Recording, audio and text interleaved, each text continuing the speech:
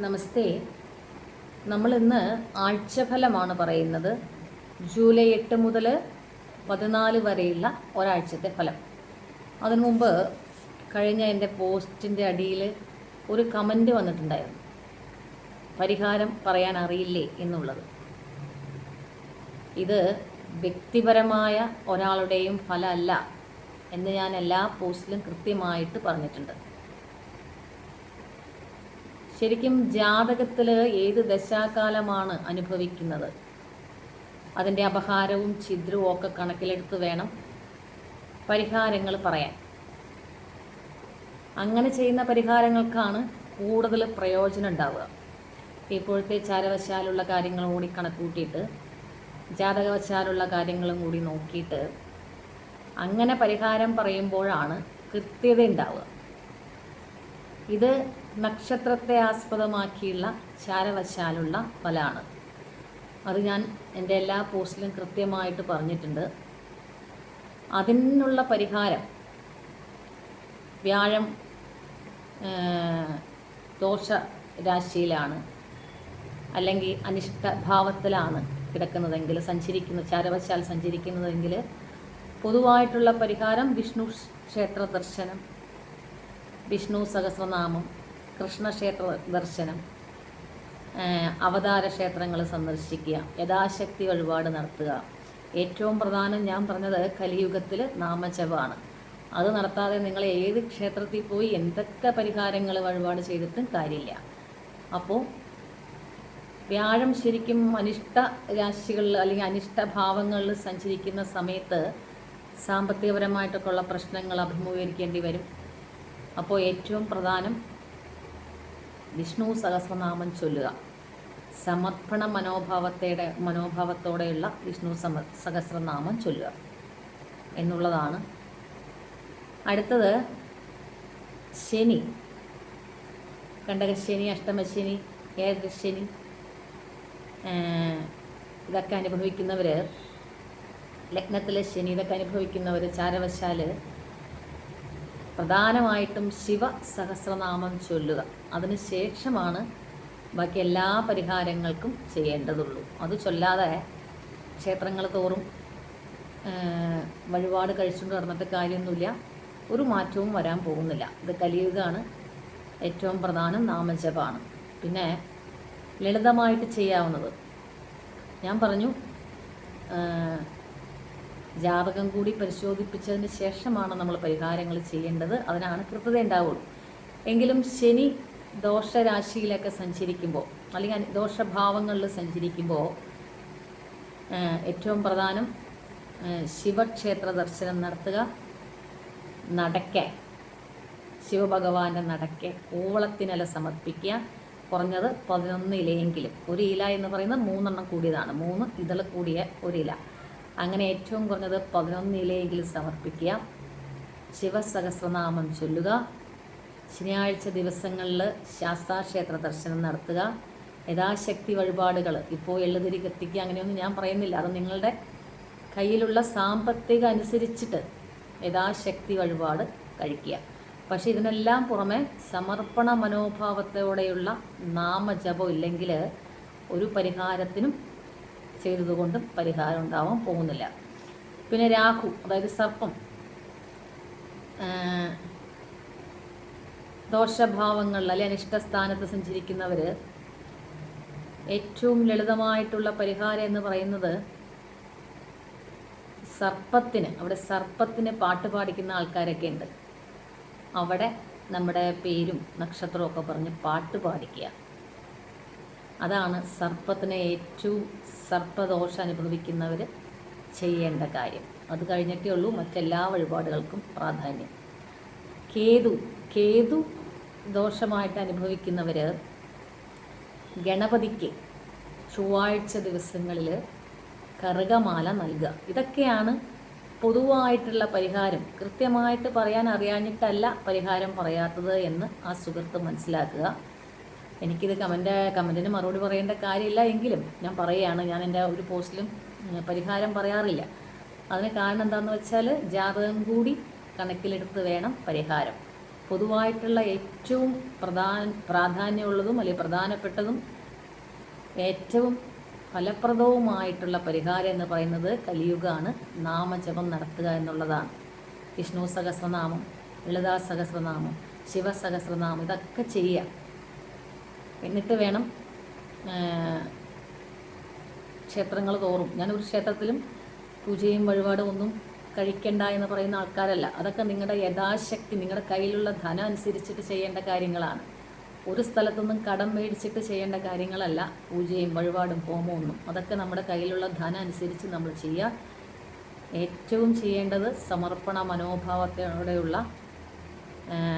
ഭഗവാന്റെ നാമം ജപിക്കുക.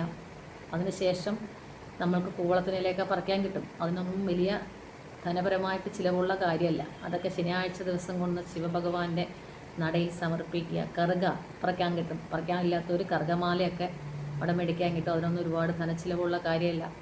അങ്ങനെയുള്ള കാര്യങ്ങളൊക്കെ ഗണപതിക്ക് ചെയ്യുക. ഗണപതി ഹോമം തന്നെ ചെയ്യണമെന്നൊന്നും, നമ്മുടെ ധനസ്ഥിതി അനുസരിച്ചിട്ടാണ് നമ്മൾ ഓരോ കാര്യങ്ങൾ ചെയ്യുക. എന്ത് ചെയ്താലും സമർപ്പണ മനോഭാവത്തോടെ ചെയ്തില്ലെങ്കിൽ, അഹങ്കാരവും അഹംഭാവവും മുന്നിട്ട് നിന്നിട്ട് ചെയ്യുന്ന പരിഹാരങ്ങൾക്കൊന്നും ഫലപ്രാപ്തി ഉണ്ടാവില്ല. ഞാനൊക്കെ എന്തൊക്കെ ചെയ്തിട്ടും കാര്യമില്ല എന്ന് പലരും പറയുന്നതും അതുകൊണ്ട് തന്നെയാണ്. അപ്പോൾ നാമം ജപിക്കുക കലിയുഗത്തിൽ ഏറ്റവും പ്രധാനം നാമജപം തന്നെയാണ്. അതിനുശേഷമാണ് മറ്റെല്ലാ കാര്യങ്ങൾക്കും പ്രാധാന്യമുള്ളൂ എന്ന് മനസ്സിലാക്കുക. ഞാൻ എൻ്റെ ഒരു പോസ്റ്റിലും പരിഹാരങ്ങൾ പറയാത്തത്, ഇപ്പോൾ എല്ലാവർക്കും അറിയാമായിരിക്കുമല്ലോ, ശനിയൊക്കെ അനുഭവിക്കുന്നവർക്ക് എന്തൊക്കെയാണ് ചെയ്യേണ്ടത്. ശനിയാഴ്ച ദിവസങ്ങളിൽ ശിവക്ഷേത്ര ദർശനം മെയിനായിട്ട്, ശാസ്താക്ഷേത്ര ദർശനവും നടത്തുക. പിന്നെ നമ്മുടെ യഥാശക്തി വഴിപാട് പോലെ നമ്മുടെ കയ്യിലുള്ള ധനം അനുസരിച്ചിട്ട് അങ്ങനെ കാര്യങ്ങളൊക്കെ ചെയ്യാം. ജാതകം കൂടി പരിശോധിപ്പിച്ചതിന് ശേഷം കൃത്യമായ പരിഹാരങ്ങൾ ചെയ്താൽ കൂടുതൽ ഗുണമുള്ളവർക്കൊക്കെ ഗുണം ചിലപ്പോൾ കിട്ടുന്നില്ല എന്ന് പറയുന്നത് ജാതകത്തിൽ അനുകൂലമല്ലാത്ത കാര്യങ്ങൾ വരുമ്പോഴാണ്. ആ സമയം ജാതകത്തിൽ അനുകൂലമല്ലായിരിക്കും, ചാരവശാൽ അനുകൂലമാവും. അപ്പോൾ ഒരു മധ്യമാവസ്ഥയായിരിക്കും. ആ സമയത്തൊക്കെ ജാതകം കൂടി പരിശോധിപ്പിച്ച് പരിഹാരങ്ങൾ കൃത്യതയോടെ ചെയ്താൽ അതിനുള്ള ഗുണം കിട്ടും. പക്ഷേ ഇതിനെല്ലാം പുറമെ നാമം ജപിക്കുക. ഏത് മതസ്ഥരായാലും അവരവരുടെ മതത്തിൽപ്പെട്ട നാമജപാതി കാര്യങ്ങളൊക്കെ ചെയ്യുക. അതാണ് എനിക്ക് പറയാനുള്ളൂ. പരിഹാരം പറയാൻ കൃത്യമായിട്ടറിയാം, അത് മനസ്സിലാക്കുക. പക്ഷേ ലളിതമായ പരിഹാരങ്ങളാണ് വേണ്ടത്. അവരവരുടെ കയ്യിലുള്ള യഥാശക്തി, ധനസ്ഥിതി അനുസരിച്ച് യഥാശക്തി വഴിപാട്. ഭഗവാൻ ഒന്നും അങ്ങോട്ട് കൊടുക്കാൻ നിർബന്ധിക്കുന്നില്ല. അത് കൊടുത്താൽ ഇത് ഞാൻ അത് തന്ന ഇത് തന്നെ എന്ന് പറയാനൊന്നും നമുക്ക് അവകാശമില്ല. അതൊക്കെ മനസ്സിലാക്കുക. സമർപ്പണ മനോഭാവത്തോടെയുള്ള നാമജപാതി കാര്യങ്ങൾ ചെയ്യുക. ഫലപ്രാപ്തി ഉറപ്പായിരിക്കും. ആദ്യം നമ്മൾ ജൂലൈ 8 മുതൽ 14 വരെയുള്ള ഒരാഴ്ചത്തെ ഫലം അതാണ് പറയുന്നത്. അപ്പോൾ ആദ്യം മേടക്കൂറുകാരുടെ കാര്യം. അശ്വതി ഭരണി കാർത്തിക നക്ഷത്രത്തിൻ്റെ ആദ്യ കാൽഭാഗമാണ് മേടക്കൂറ്. അവർക്ക്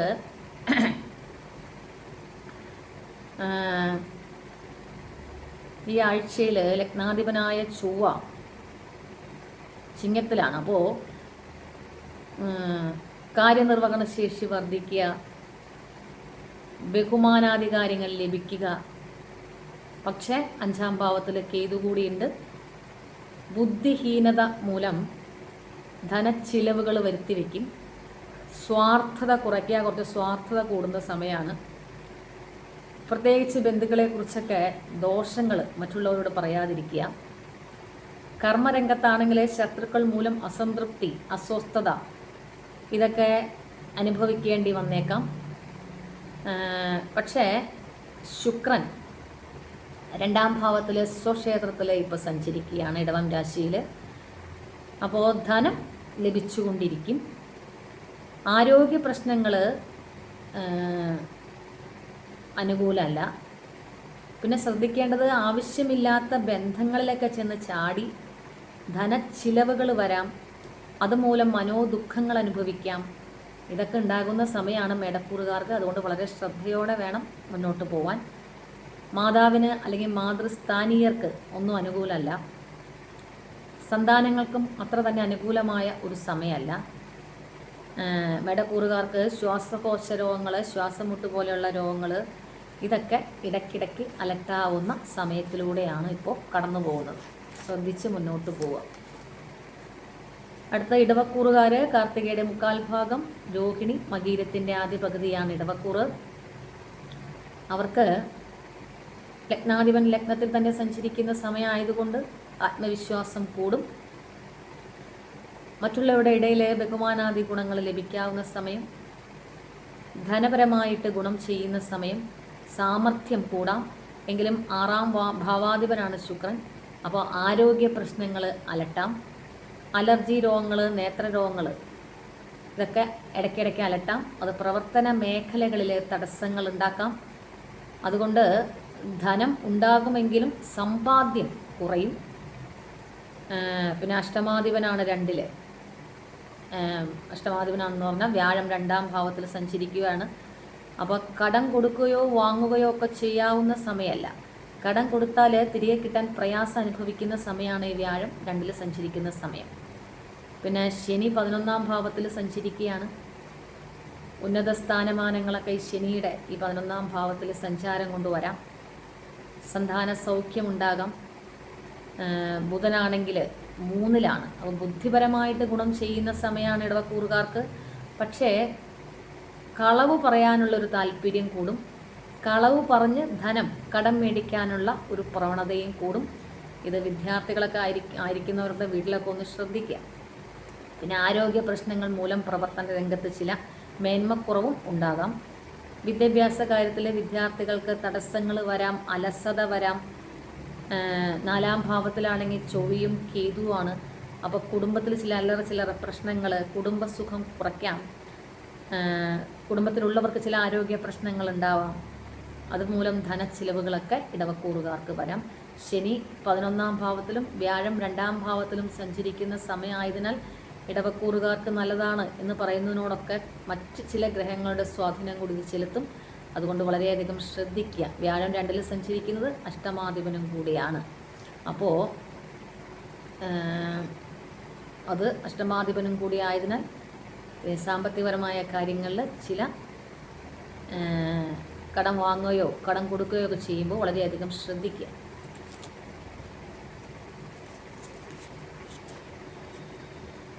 അടുത്തത് മിഥുനക്കൂറുകാരുടെ കാര്യം. മിഥുനക്കൂറ് എന്ന് പറയുന്നത് മകീരത്തിൻ്റെ അവസാന പകുതി, തിരുവാതിര പുണർദത്തിൻ്റെ ആദ്യ മുക്കാൽ ഭാഗമാണ് മിഥുനക്കൂറ്. അവർക്ക് ഈ സമയത്ത് കുറച്ച് വാചാലതയൊക്കെ കൂടുന്ന സമയം, കടബാധ്യതകളിൽ ആശ്വാസം ഉണ്ടാകുന്ന സമയം, സ്വപ്രയത്നം കൊണ്ടുള്ള ധനവർദ്ധനവ് ഉണ്ടാകുന്ന സമയം, ചെറിയ ചെറിയ സംരംഭങ്ങൾ അല്ലെങ്കിൽ കൃഷി അല്ലെങ്കിൽ നാൽക്കാലി ലാഭം ഇങ്ങനെയുള്ള കാര്യങ്ങളിലൊക്കെ ധനവർദ്ധനവ് ഉണ്ടാകാം. ശുക്രൻ 12ാം ഭാവത്തിൽ സഞ്ചരിക്കുന്നത് ഗുണമാണ്. പക്ഷേ അത് 5ാം ഭാവാധിപനും കൂടിയാണ് അപ്പോൾ സന്താനങ്ങളുടെ കാര്യത്തിൽ ചില സ്വസ്ഥത കെടുത്തുന്ന അല്ലെങ്കിൽ മാനസിക സ്വസ്ഥത കെടുത്തുന്ന ചില കാര്യങ്ങൾ ഉണ്ടാകാം. അവർക്ക് ധനപരമായിട്ട് അധിക ചിലവുകളോ അല്ല ആരോഗ്യപരമായിട്ട് അനുകൂലമല്ലാത്ത അവസ്ഥകളൊക്കെ വരാം. പിന്നെ ഒരു കാര്യം പറയാനുള്ളത്, പരദൂഷണ താല്പര്യം മിഥുനക്കൂറുകാർക്ക് ഇപ്പോൾ കൂടും. അത് ദോഷം ചെയ്യുന്ന സമയം കൂടിയാണ്. അതുകൊണ്ട് ആരെയും അകമഴിഞ്ഞ് വിശ്വസിച്ച് ഒരാളുടെ കാര്യം മറ്റൊരാളോട് പറയാതിരിക്കുക. അത് നിങ്ങൾക്ക് കൂടുതൽ പ്രശ്നങ്ങളിൽ ചെന്ന് ചാടും. എപ്പോഴും മിഥുനക്കൂറുകാർക്ക് അകാരണ ഭയം ഉണ്ടാകുന്ന സമയമാണ്. കാരണം ശനി 10ാം ഭാവത്തിൽ സഞ്ചരിക്കുന്നു. അത് 8ഉം 9ഉം ഭാവാധിപനാണ്. അപ്പോൾ എപ്പോഴും ഒരു അകാരണ ഭയം, കാരണമൊന്നുമില്ലാതെ തന്നെ എന്ത് കാര്യം ആലോചിക്കുമ്പോഴും ഒരു ഭയം മിഥുനക്കൂറുകാർക്ക് ഉണ്ടാകുന്ന സമയമാണ്. ഇവരുടെ മാതാപിതാക്കൾക്ക് അത്ര അനുകൂലമായ സമയമല്ല. തൊഴിൽ രംഗത്താണ്, കർമ്മരംഗത്താണെങ്കിൽ ഉന്നത സ്ഥാന യോഗ്യതയൊക്കെ ഉള്ള സമയമാണ്. പക്ഷേ അതിനിടയിൽ ചില ദുരിതാനുഭവങ്ങളും, കാരണം 10ൽ ശനി സഞ്ചരിക്കുകയാണ്, അപ്പോൾ ചില ദുരിതാനുഭവങ്ങളും കർമ്മരംഗത്ത് നേരിടേണ്ടി വരാം. വ്യാഴം ലഗ്നത്തിൽ സഞ്ചരിക്കുന്നു. അപ്പോൾ അപ്രതീക്ഷിത സ്ഥാനഭ്രംശങ്ങളുണ്ടാകാം. തൊഴിൽ രംഗത്ത് അധിക ഉത്തരവാദിത്തങ്ങളുണ്ടാകാം. അതുകൊണ്ട് മിഥുനക്കൂറുകാർ വളരെ ശ്രദ്ധയോടെ മുന്നോട്ട് പോവുക. ശ്രദ്ധിക്കേണ്ടത് പരദൂഷണ സ്വഭാവം കൂടുന്ന സമയമാണ്. അങ്ങനെയുള്ളവർക്ക് അത് ഒരാളുടെ കാര്യം മറ്റൊരാളോട് പറയാതിരിക്കുക. അത് ആരെങ്കിലും കുറിച്ച് നിങ്ങൾക്ക് കുറ്റം പറയണമെങ്കിൽ അത് അയാളോട് തന്നെ പറയുക. വേറൊരാളോട് വിശ്വസിച്ച് ആരോടും പറയാതിരിക്കുക. അടുത്തത് കർക്കിടകക്കൂറുകാരുടെ കാര്യം. പുണർദത്തിൻ്റെ അവസാന കാൽഭാഗം, പൂയം ആയില്യം നക്ഷത്രക്കാരാണ് കർക്കിടകക്കൂറ്. ഇവർക്ക് ശ്രദ്ധിക്കേണ്ടത് വാക്കുകളാണ്. ബന്ധുക്കളുടെ ഇടയിൽ, മിത്രങ്ങളുടെ ഇടയിലൊക്കെ വാക്കുകൾ മൂലം കലഹങ്ങൾ വരാം. കുടുംബത്തിൽ നിന്ന് വേർപെട്ട് ജീവിക്കാനുള്ള സമയമാണ്. പിന്നെ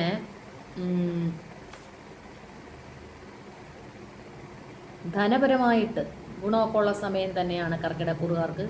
എങ്കിലും ആരോഗ്യപരമായിട്ട് അത്ര അനുകൂലമല്ല. പ്രത്യേകിച്ച് ശ്വാസമുട്ട്, ശ്വാസകോശ രോഗങ്ങൾ, ശ്വാസമുട്ട് പോലെയുള്ള രോഗങ്ങളൊക്കെ വരാം.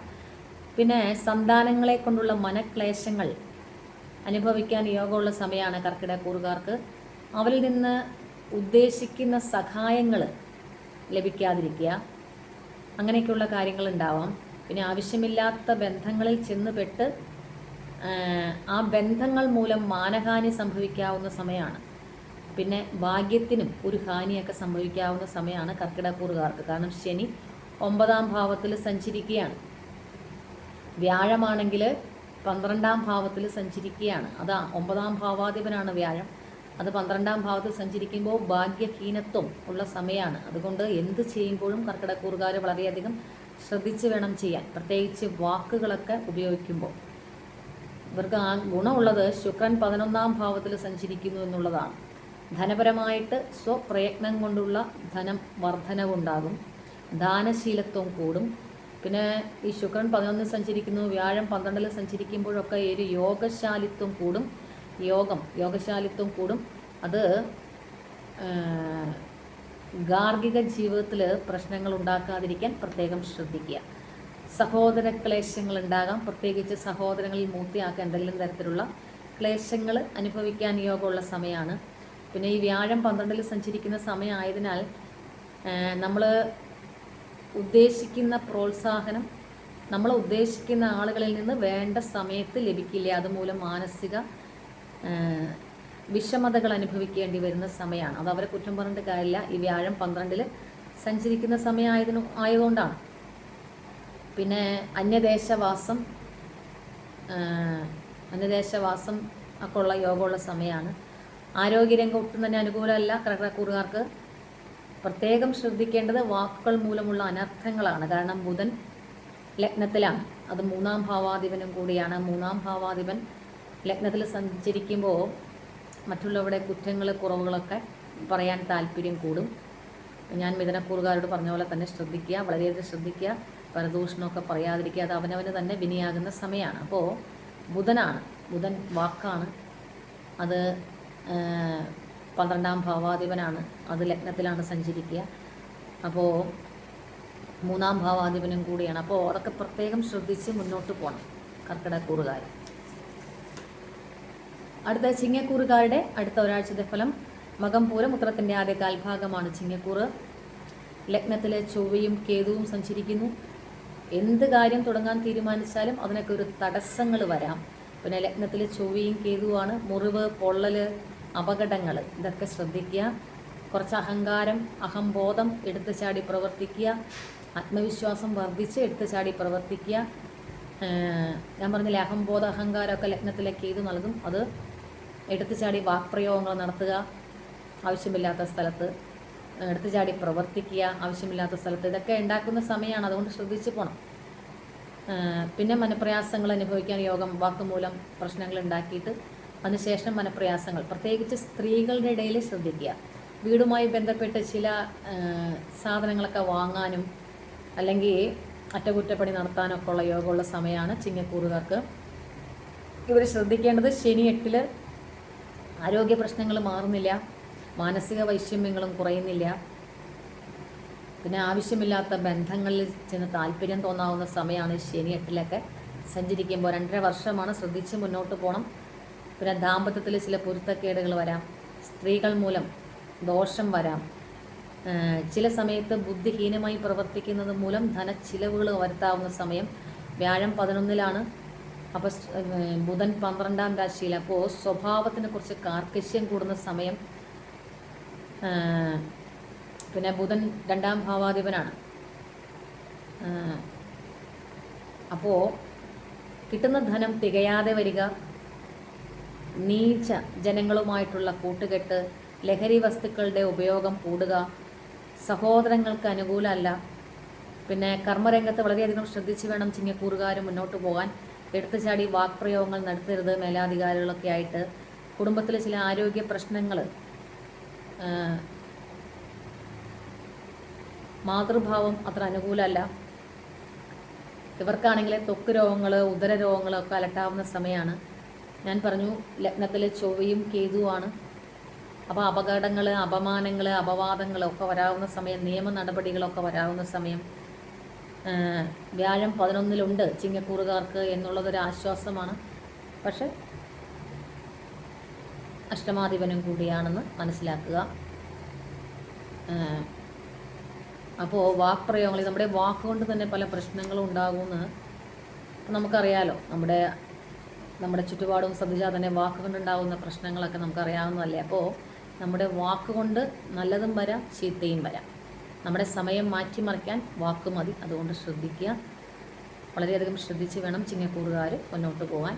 വ്യാഴം 11-ൽ സഞ്ചരിക്കുന്നു, എന്നിട്ടും ഗുണമൊന്നുമില്ലല്ലോ എന്ന് പറയുന്നവരോടാണ്. അഷ്ടമാധിപനും കൂടിയാണ്. അതുകൊണ്ട് വളരെയധികം ശ്രദ്ധിച്ച് പോകണം. ലഗ്നത്തിലെ ചൊവ്വയും കേതുവുമാണ്. അപകടങ്ങൾ, അപവാദങ്ങളും ഒക്കെ ഉണ്ടാകുന്ന സമയമാണ്. ധനച്ചിലവുകൾ വരാം. ധനമൊക്കെ ഉണ്ടാവും, പക്ഷെ ധനച്ചിലവുകളും വരാവുന്ന സമയമാണ്. അതുകൊണ്ട് വളരെയധികം ശ്രദ്ധിച്ച് വേണം ചിങ്ങക്കൂറുകാർ മുന്നോട്ട് പോകാൻ. ഈ ബുധൻ 12-ലൊക്കെ സഞ്ചരിക്കുമ്പോൾ കിട്ടുന്ന ധനം തികയാതെ വരുന്ന അവസ്ഥകളൊക്കെ ഉണ്ടാവും. അതൊക്കെ കുടുംബജീവിതത്തിലൊക്കെ പ്രശ്നങ്ങൾ ഉണ്ടാക്കാം. അതൊക്കെ മനസ്സിലാക്കി മുന്നോട്ട് പോവുക. അടുത്തത് കന്നിക്കൂറുകാരുടെ കാര്യം. ഉത്രത്തിൻ്റെ അവസാന 3/4 ഭാഗം, അത്തം ചിത്തിരയുടെ ആദ്യ പകുതിയാണ് കന്നിക്കൂറ്. ശുക്രൻ 9-ൽ സഞ്ചരിക്കുന്നു. 2ഉം 9ഉം ഭാവാധിപനായ ശുക്രനാണ്. അപ്പോൾ ധനപരമായിട്ട് ഗുണം, ഉത്സാഹം വർദ്ധിക്കുക, സാമർഥ്യം കൂടുക, ദേഹസൗഖ്യം, ഇതൊക്കെ ശുക്രൻ 9-ൽ സഞ്ചരിക്കുമ്പോൾ അവർക്കുള്ള കാര്യമാണ്. വ്യാഴമാണെങ്കിൽ 10-ൽ സഞ്ചരിക്കുകയാണ്. 10-ലെ വ്യാഴം അത്ര അനുകൂലമല്ല. തൊഴിൽ രംഗത്ത് അതൃപ്തി, നമ്മൾ ചെയ്യുന്ന ജോലിക്കനുസരിച്ചുള്ള പ്രതിഫലം കിട്ടാതെ വരിക. ആദിത്യനും കൂടി 10-ാം ഭാവത്തിൽ സഞ്ചരിക്കുന്നു. 12-ാം ഭാവാധിപനാണ് ആദിത്യൻ. അപ്പോൾ ധനവരവിന്, നമ്മൾ ചെയ്യുന്ന പ്രവൃത്തികൾക്ക് അല്ലെങ്കിൽ നമ്മുടെ മനോധൈര്യത്തിനൊക്കെ ഒരു കുറവ് വരുന്ന സമയമാണ്. കാര്യങ്ങൾക്കൊക്കെ ഒരു തടസ്സങ്ങൾ വരുന്ന സമയമാണ്. ബുധനാണെങ്കിൽ 11-ാം ഭാവത്തിൽ സഞ്ചരിക്കുന്നു. അപ്പോൾ സന്താന സൗഖ്യം, ഉന്നത സ്ഥാന പദവികൾ, പ്രവർത്തന ഗുണം, ഇതൊക്കെ കന്നിക്കൂറുകാർക്ക് ഇപ്പോൾ ഉള്ള സമയമാണ്. എങ്കിലും 7-ാം ഭാവത്തിൽ ശനി സഞ്ചരിക്കുന്നു.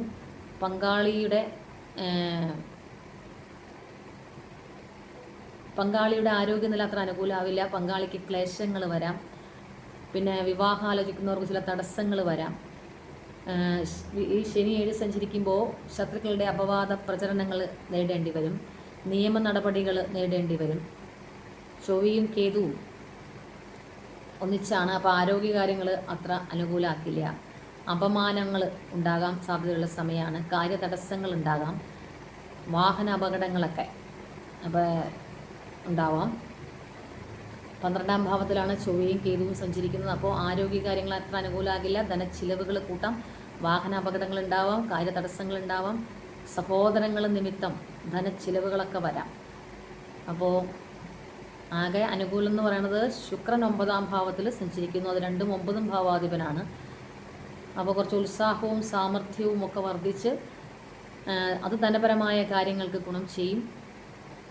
ബുധനാണെങ്കിൽ 11-ാം ഭാവത്തിൽ സഞ്ചരിക്കുന്നു. ലഗ്നാധിപനാണ്, 10-ാം ഭാവാധിപനാണ്. അപ്പോൾ സന്താനങ്ങൾക്ക് ഗുണമാണ്. ഉന്നത സ്ഥാന പദവികളൊക്കെ ലഭിക്കാവുന്ന സമയമാണ്. പ്രവർത്തന ഗുണം, ഇത് മാത്രമാണ് കന്യാക്കൂറുകാർക്ക് അനുകൂലമായിട്ടുള്ളത്.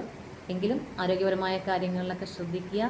കാര്യങ്ങളിൽ തടസ്സങ്ങളൊക്കെ വരാം. ചൊവ്വ 12-ാം ഭാവത്തിൽ സഞ്ചരിക്കുമ്പോൾ, വാഹനമൊക്കെ ഓടിക്കുമ്പോൾ ശ്രദ്ധിക്കുക. അടുത്ത തുലാക്കൂറുകാരുടെ ഒരാഴ്ചത്തെ ഫലം. ചിത്തിരയുടെ അവസാന പകുതി, ചോതി വിശാഖത്തിൻ്റെ ആദ്യ 3/4 ഭാഗമാണ് തുലാക്കൂറ്. അവരുടെ കോപം ഒന്ന് നിയന്ത്രിക്കുക. ശനി 6-ാം ഭാവത്തിലാണ് എങ്കിലും കോപം വർദ്ധിക്കുന്ന സമയം. കോപം മൂലം ശത്രുക്കളെ സൃഷ്ടിക്കുന്ന സമയം. ഭാഗ്യഭാവത്തിൽ വ്യാഴമുണ്ട്. സ്ത്രീകൾ നിമിത്തം സന്തോഷം, ഭാഗ്യം, ഇതൊക്കെ ഉണ്ടാകുന്ന സമയം. 11-ാം ഭാവാധിപൻ 9-ൽ സഞ്ചരിക്കുന്നു ആദിത്യൻ. പ്രവൃത്തി മൂലം ഭാഗ്യം ഉണ്ടാകുന്ന സമയം. നല്ല സ്ഥാനങ്ങളൊക്കെ ലഭിക്കാം. ബുധൻ 10-ലാണ്, ഗുണമാണ്. സാമ്പത്തിക കാര്യത്തിൽ ചില പരിവർത്തനങ്ങളൊക്കെ ഉണ്ടാകേണ്ട സമയമാണ്. പക്ഷേ 10-ാം ഭാവത്തിലെ 12-ാം ഭാവാധിപൻ 10-ൽ. അപ്പോൾ മനോധൈര്യം കുറയ്ക്കുന്ന സമയം. ധനവരവിന് ചില തടസ്സങ്ങൾ ഉണ്ടാക്കും. പ്രവൃത്തികളിൽ അലസതയൊക്കെ ഉണ്ടാക്കുന്ന സമയമാണ്. സന്താന യോഗമുണ്ട്, സന്താന ഗുണമുണ്ട്.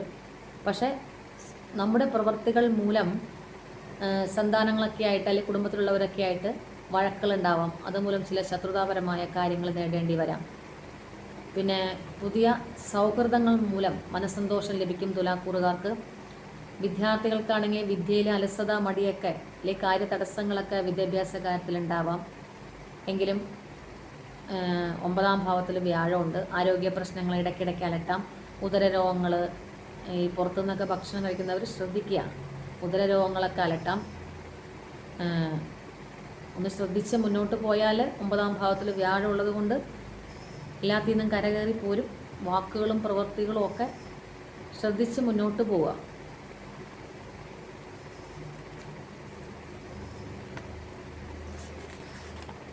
അടുത്ത വൃശ്ചികക്കൂറുകാരുടെ ഒരാഴ്ചത്തെ ഫലം. വിശാഖത്തിൻ്റെ അവസാന കാൽഭാഗം, അനിഴം തൃക്കേട്ടയാണ് വൃശ്ചികക്കൂറ്. ശനി 5ാം ഭാവത്തിൽ സഞ്ചരിക്കുന്ന സമയമാണ്. പ്രവൃത്തി സാമർഥ്യം, ധനപുഷ്ടി, ഈശ്വരഭക്തി ഒക്കെ കൂടുന്ന സമയം. ഇതൊക്കെയുള്ള സമയമാണെങ്കിലും വൃശ്ചികക്കൂറുകാർ കൂടുതൽ ആത്മീയ കാര്യത്തിലേക്ക് ശ്രദ്ധിക്കേണ്ട സമയമാണ്. ശുക്രൻ 7ാം ഭാവത്തിൽ സഞ്ചരിക്കുന്നു. പങ്കാളിക്ക് അത്ര അനുകൂലമല്ല. അതുമൂലം കുടുംബസുഖം കുറയാം. ശത്രുക്കൾ മൂലം കർമ്മരംഗത്ത് ചില മനോവിഷമങ്ങൾ അനുഭവിക്കേണ്ടി വരുന്ന സമയം. മക്കളെ കൊണ്ടുള്ള മനക്ലേശങ്ങൾ, മക്കളിൽ നിന്ന് വേണ്ട സഹായം ലഭിക്കാതിരിക്കുക.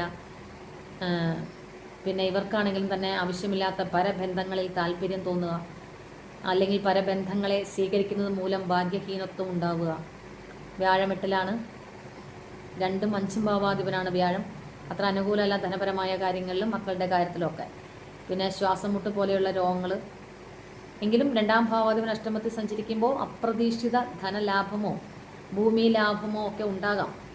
അത് ജാതകത്തിലും കൂടി വ്യാഴം അനുകൂലമാണെങ്കിൽ, നല്ല സ്ഥാനത്തൊക്കെ ആണെങ്കിൽ ഒരു മധ്യമാവസ്ഥയൊക്കെ ലഭിക്കാം. ലഗ്നാധിപനായ ചൊവ്വ 10ാം ഭാവത്തിൽ. അപ്പോൾ കർമ്മരംഗത്ത് പ്രവൃത്തി സാമർഥ്യമൊക്കെ ഉണ്ടാവുമെങ്കിലും ഹേതു കിടക്കുന്നത് കൊണ്ട് എല്ലാത്തിനും ഒരു അസംതൃപ്തിയും തടസ്സവും ഉണ്ടാക്കാം. സ്ഥാനമാനങ്ങളൊക്കെ ലഭിക്കാൻ ചില തടസ്സങ്ങൾ ഉണ്ടാവാം. അതുകൊണ്ട് തന്നെ ആത്മീയ കാര്യങ്ങളിലേക്ക് കൂടുതൽ ശ്രദ്ധ കേന്ദ്രീകരിക്കുക വൃശ്ചികക്കൂറുകാർ. അടുത്ത് ധനുക്കൂറുകാരുടെ കാര്യം. മൂലം, പൂരാടം, ഉത്രാടത്തിൻ്റെ ആദ്യ കാൽഭാഗമാണ് ധനുക്കൂറ്. ശുക്രൻ 6ാം ഭാവത്തിൽ സഞ്ചരിക്കുന്നു. ശുക്രൻ 6ാം ഭാവത്തിൽ സഞ്ചരിക്കുന്നത് നല്ലതാണ്. സ്വന്തം കാര്യം നേടാൻ സാമർഥ്യം ഉണ്ടാകുന്ന സമയമാണ്. പ്രവർത്തന രംഗത്ത് ഗുണമുള്ള സമയമാണ്. ശനിയാണെങ്കിൽ 4ലാണ്. ശനി 4ാം ഭാവത്തിൽ സഞ്ചരിക്കുമ്പോൾ സ്വന്തക്കാർക്ക് ഉള്ളിൽ എന്തെങ്കിലും തരത്തിലുള്ള വിമുഖത ഈ വ്യക്തിയോടുണ്ടാവാം. കടബാധ്യത വരാം. പരദേശവാസമുണ്ടാകാം. യാത്രകളുണ്ടാവാം. കർമ്മരംഗത്ത് മറ്റുള്ളവരുടെ ഇടപെടലുണ്ടാവാം. അത് മനസ്വസ്ഥത കുറയ്ക്കാം. പക്ഷേ ധനപരമായ കാര്യത്തിന് അത് തടസ്സാവില്ല. ധനപരമായ കാര്യങ്ങൾ നടന്നോളും. 9ാം ഭാവത്തിൽ ചൊവ്വയും കേതുവാണ്. അപ്പോൾ സ്വാർത്ഥത കൂടാം. മാതാപിതാക്കൾക്ക് അത്ര നല്ല കാലമല്ല. പ്രത്യേകിച്ച് പിതൃക്ലേശങ്ങൾ, പിതൃസ്ഥാനീയർക്ക് എന്തെങ്കിലും തരത്തിലുള്ള ആരോഗ്യ പ്രശ്നങ്ങളൊക്കെ വരാം. ദാമ്പത്യത്തിൽ ശ്രദ്ധിക്കുക. പ്രണയ വിഷയങ്ങളുണ്ടെങ്കിൽ അതിൽ ശ്രദ്ധിക്കുക. സൗഹൃദത്തിലൊക്കെ ശ്രദ്ധിച്ച് മുന്നോട്ട് പോകേണ്ട സമയമാണ്. നമ്മൾ പറയുന്നതായിരിക്കില്ല അവർ ഉൾക്കൊള്ളുക. അതുമൂലം ചില പ്രശ്നങ്ങളൊക്കെ ഉണ്ടാകേണ്ട സമയമാണ്. അതുകൊണ്ടാണ് ശ്രദ്ധിക്കാൻ പറഞ്ഞത്. 3ാം ഭാവത്തിൽ രാഹുവാണ്. ദൃഢനിശ്ചയവും പിടിവാശിയും ഒക്കെ കൂടും. പക്ഷേ 3ാം ഭാവത്തിലെ രാഹു പ്രതിസന്ധികളെയൊക്കെ തരണം ചെയ്ത് മുന്നോട്ട് പോകാനും സാധിക്കും. 7ാം ഭാവത്തിൽ വ്യാഴമുണ്ട്. നിവർത്തി സ്ഥാനത്ത് വ്യാഴമുണ്ട്. അത് ലഗ്നാധിപനും 7ാം ഭാവാധിപനും, ലഗ്നാധിപനും 4ാം ഭാവാധിപനുമാണ് വ്യാഴം. അത് നിവർത്തി സ്ഥാനത്താണ്. അപ്പോൾ എല്ലാ കാര്യത്തും ഒരു ഈശ്വര സഹായമൊക്കെ ഉണ്ടാവും. മാതൃസഹായം ലഭിക്കും. സ്വന്തം കാര്യം നേടാൻ സാമർഥ്യം കാണിക്കും. ബുദ്ധിപരമായിട്ട് പ്രവർത്തിക്കും. ധനവർദ്ധനവിന് ഗുണം ചെയ്യും. അപ്പോൾ സ്വന്തം കാര്യം നേടാൻ തന്നെ പ്രാപ്തി ഉണ്ടായാൽ തന്നെ ധനപരമായ കാര്യങ്ങളിൽ ഗുണമൊക്കെ ഉണ്ടാവും. പിന്നെ കുറച്ച് ദൃഢനിശ്ചയം, പിടിവാശിയൊക്കെ കൂടുന്ന സമയമാണ്. അതെല്ലാ കാര്യത്തിലും ശ്രദ്ധിക്കുക. വേണ്ട സ്ഥലത്തെടുക്കുക, വേണ്ടാത്ത സ്ഥലത്ത് ഉപേക്ഷിക്കുക. പിന്നെ ശുക്രൻ 6ലാണ്. അപ്പോൾ പ്രത്യേകിച്ച് ശ്രദ്ധിക്കേണ്ടത് 9ാം ഭാവത്തിൽ ഭാഗ്യസ്ഥാനത്ത് ചൊവ്വയും കേതുവാണ്. അപ്പോൾ സ്വാർത്ഥത കൂടുന്ന സമയമാണ് എല്ലാ കാര്യത്തിലും. അതൊന്ന് കുറയ്ക്കുക, അത്രേ ഉള്ളൂ. അടുത്ത മകരക്കൂറുകാരുടെ കാര്യം. ഉത്രാടത്തിൻ്റെ അവസാന 3/4 ഭാഗം, തിരുവോണം, അവിട്ടത്തിൻ്റെ ആദ്യ പകുതിയാണ് മകരക്കൂറ്. ഇവർക്കിപ്പോൾ വ്യാഴം 6ലാണ് സഞ്ചരിക്കുന്നത്. അപ്പോൾ ഈ വ്യാഴം അനിഷ്ടഭാവങ്ങളിൽ സഞ്ചരിക്കുമ്പോൾ സാമ്പത്തിക കാര്യങ്ങളിൽ കൊടുക്കൽ വാങ്ങലൊക്കെയുള്ള കാര്യങ്ങളിൽ ശ്രദ്ധിക്കുക എല്ലാവരും. ഈ വ്യാഴം അനുകൂലമല്ലാത്ത എല്ലാവരും സാമ്പത്തിക കാര്യങ്ങളിൽ പ്രത്യേകം ശ്രദ്ധിക്കണം. സാമ്പത്തിക കാര്യങ്ങളിൽ ശ്രദ്ധിക്കുക. എങ്കിലും ബുദ്ധിപരമായിട്ട് പ്രവർത്തിക്കുന്ന സമയം തന്നെയാണ്. ശനി 3-ലായതുകൊണ്ട് ലഗ്നാധിപൻ 3-ലാണ്. പൂർവ്വപുണ്യസ്ഥാനത്ത് ശുക്രൻ, ദേവിയുടെ അനുഗ്രഹമുണ്ട്. അപ്പോൾ സന്താന ഗുണം, ധനവർദ്ധനവ്, ഉന്നത സ്ഥാനങ്ങൾ ലഭിക്കുക, ഇതൊക്കെ ശുക്രൻ 5-ൽ. കാരണം ശുക്രൻ 5-ാം ഭാവാധിപനും 10-ാം ഭാവാധിപനുമാണ്. അപ്പോൾ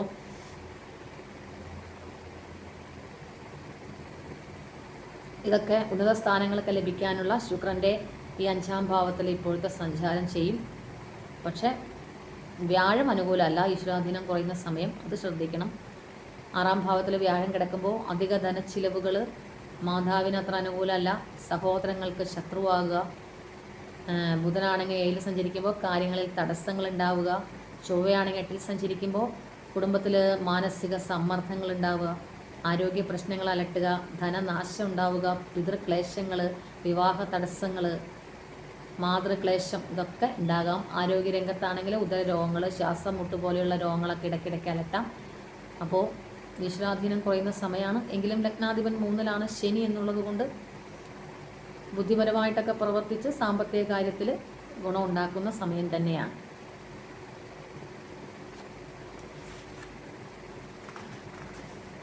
ഇനി അടുത്തത് കുംഭക്കൂറുകാരുടെ കാര്യം. അവിട്ടത്തിൻ്റെ അവസാന പകുതി, ചതയം പൂരുരുട്ടാതിയുടെ ആദ്യ 1/4 ഭാഗമാണ് കുംഭക്കൂറ്. ശനി 2-ാം ഭാവത്തിൽ സഞ്ചരിക്കുന്നു.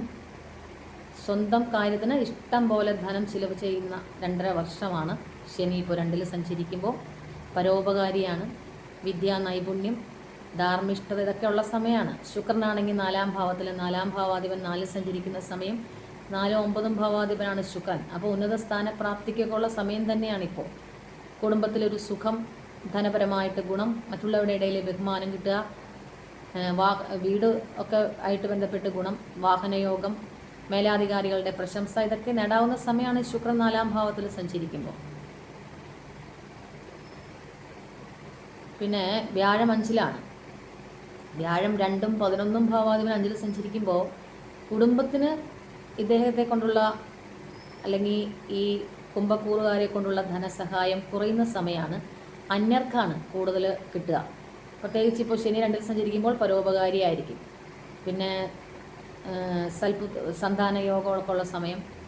രാഷ്ട്രീയ കാര്യത്തിലാണെങ്കിൽ രാഷ്ട്രീയക്കാർക്കാണെങ്കിൽ ഉന്നത സ്ഥാനമൊക്കെ ലഭിക്കാവുന്ന സമയം. ജാതകത്തിലും കൂടി അനുകൂലമാവണം കേട്ടോ. ബുധൻ 6-ാം ഭാവത്തിൽ സഞ്ചരിക്കുന്നു. 5, 8-ഉം ഭാവാധിപനാണ് ബുധൻ. അപ്പോൾ സന്താനങ്ങളുടെ ഇടയിൽ ചില ശത്രുതാപരമായ പെരുമാറ്റങ്ങൾ ഉണ്ടാവാം, ശ്രദ്ധിച്ച് മുന്നോട്ട് പോകണം. പിന്നെ ആരോഗ്യകാര്യത്തിലാണെങ്കിൽ അത്ര അനുകൂലമാകില്ല. മനസ്വസ്ഥത, ആരോഗ്യരംഗം അനുകൂലമാകാത്തതുകൊണ്ട് മനസ്വസ്ഥത നഷ്ടപ്പെടുന്ന സമയം കൂടിയാണ് ഈ ബുധൻ 6-ൽ സഞ്ചരിക്കുമ്പോൾ. ചൊവ്വ 7-ാം ഭാവത്തിൽ സഞ്ചരിക്കുന്നു. സഹോദരങ്ങൾക്ക് അനുകൂലമാണെങ്കിലും കൂട്ടു സംരംഭങ്ങളൊക്കെ നടത്തുന്നവർ ശ്രദ്ധിക്കുക.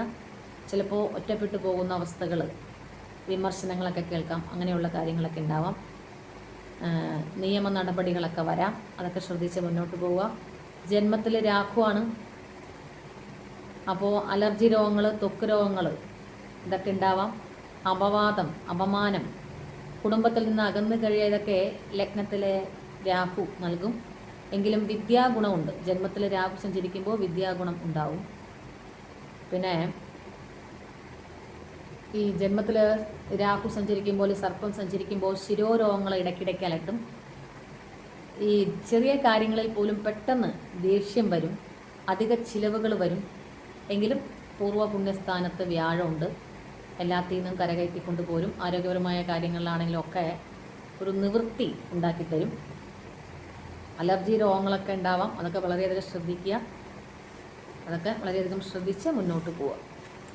അടുത്ത മീനക്കൂറുകാരുടെ കാര്യം. പൂരുരുട്ടാതിയുടെ അവസാന കാൽഭാഗം, ഉത്രട്ടാതി രേവതിയാണ് മീനക്കൂറ്. അവർക്ക് ലഗ്നത്തിൽ ശനിയാണ്. ലഗ്നത്തിലെ ശനി അത്ര അനുകൂലമല്ല. വാചാലത കൂടും, ഇവർക്കും യോഗശാലിത്വം കൂടും.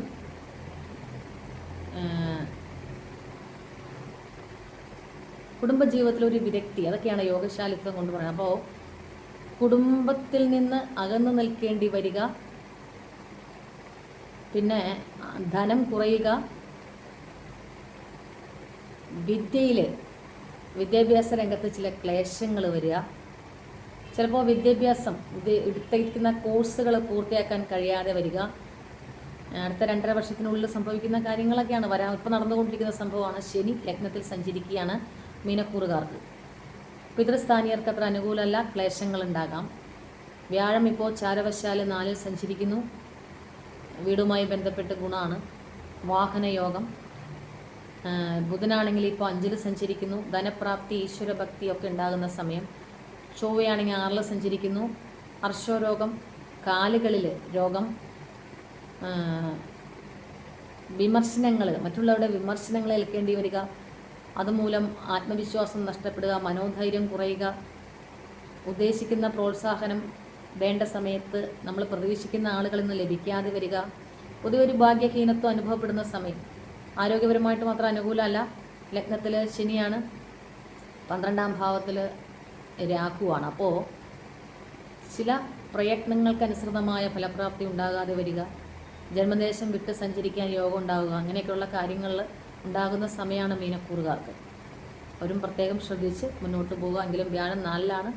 വാഹനവുമായി ബന്ധപ്പെട്ടിട്ടുള്ള നല്ല കാര്യങ്ങളൊക്കെ നടക്കുന്ന സമയമാണ്. വാഹനയോഗം, വീടുമായി ബന്ധപ്പെട്ട് വീടിൻ്റെ അറ്റകുറ്റപ്പണി നടത്തുക, പുതിയ വീട് നിർമ്മിക്കാൻ ഉദ്ദേശിക്കുക, വീട്ടിലേക്ക് ആവശ്യമുള്ള സാധന സാമഗ്രികളൊക്കെ വാങ്ങുക. അങ്ങനെ വ്യാഴം 4-ൽ സഞ്ചരിക്കുമ്പോൾ അങ്ങനെയുള്ള കാര്യങ്ങളൊക്കെ ഉണ്ട്. കാരണം ലഗ്നാധിപനാണല്ലോ.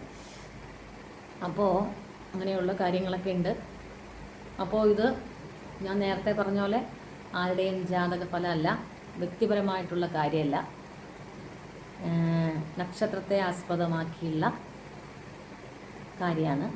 വേദാദി ദോഷങ്ങളൊക്കെ പരിഗണിച്ചിട്ടുള്ള കാര്യം തന്നെയാണ്. ചാരവശാലുള്ള കാര്യമാണ്. അതറിഞ്ഞ് കേൾക്കുക. അതിനുള്ള പരിഹാരം കൃത്യമായിട്ട് ഞാൻ പറഞ്ഞിട്ടുണ്ട്. കലിയുഗമാണ്. കലിയുഗത്തിൽ നാമം ജപിക്കാൻ പറയുമ്പോൾ പരിഹാരം പറയാൻ അറിയില്ലേ എന്നല്ല ചോദിക്കേണ്ടത്. ഏറ്റവും വലിയ പരിഹാരം എന്ന് പറയുന്നത് കലിയുഗത്തിൽ നാമജപം തന്നെയാണ്. അതിനകത്ത് ഒരു തർക്കവുമില്ല. അത് കൃത്യതയോടെ സമർപ്പണ മനോഭാവത്തോടെ ചെയ്യുന്ന വ്യക്തികൾക്ക് സ്ഥാനമാനാദി ഗുണങ്ങളൊക്കെ തേടി നടക്കാതെ തന്നെ പുറകെ വന്നോളും. ആ ഒരു പരിഹാരം കൃത്യതയോടെ ചെയ്യുക.